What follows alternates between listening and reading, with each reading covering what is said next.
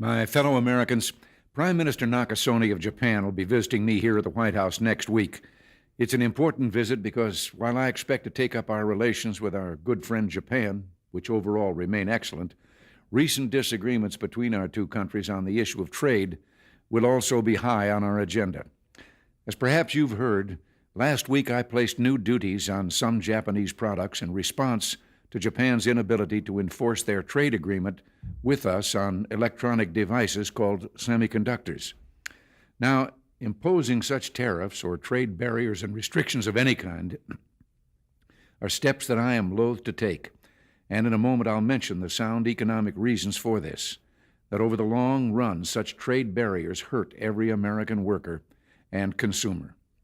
But the Japanese semiconductors were a special case. We had clear evidence that Japanese companies were engaging in unfair trade practices that violated an agreement between Japan and the United States.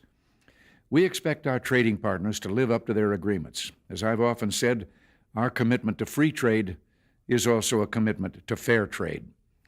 But you know, in imposing these tariffs, we were just trying to deal with a particular problem, not begin a trade war. So next week, I'll be giving Prime Minister Nakasone this same message. We want to continue to work cooperatively on trade problems and want very much to lift these trade restrictions as soon as evidence permits. We want to do this because we feel both Japan and the United States have an obligation to promote the prosperity and economic development that only free trade can bring. Now, that message of free trade is one I conveyed to Canada's leaders a few weeks ago, and it was warmly received there. Indeed, throughout the world, there's a growing realization that the way to prosperity for all nations is rejecting protectionist legislation and promoting fair and free competition.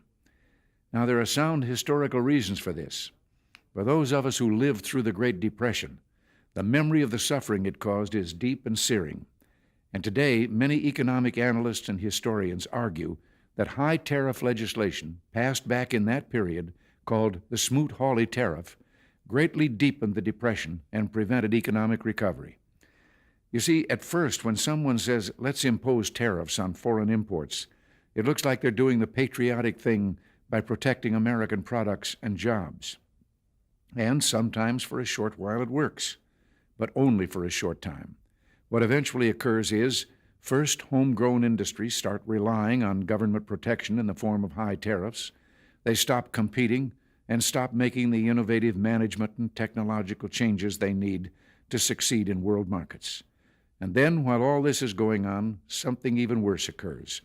High tariffs inevitably lead to retaliation by foreign countries and the triggering of fierce trade wars.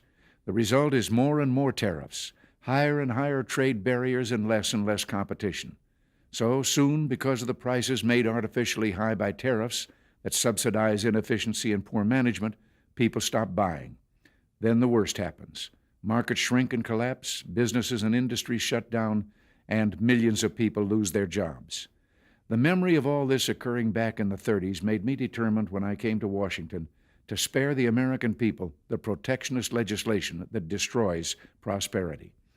Now, it hasn't always been easy. There are those in the Congress, just as there were back in the 30s, who want to go for the quick political advantage, who risk America's prosperity for the sake of a short-term appeal to some special interest group, who forget that more than 5 million American jobs are directly tied to the foreign export business, and additional millions are tied to imports. Well, I've never forgotten those jobs, and on trade issues, by and large, we've done well.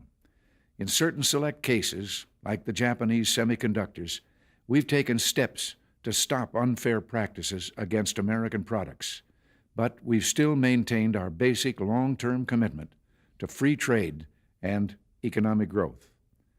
So, with my meeting with Prime Minister Nakasone and the Venice Economic Summit coming up, it's terribly important not to restrict a president's options in such trade dealings with foreign governments.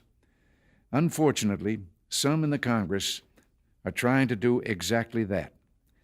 I'll keep you informed on this dangerous legislation because it's just another form of protectionism, and I may need your help to stop it.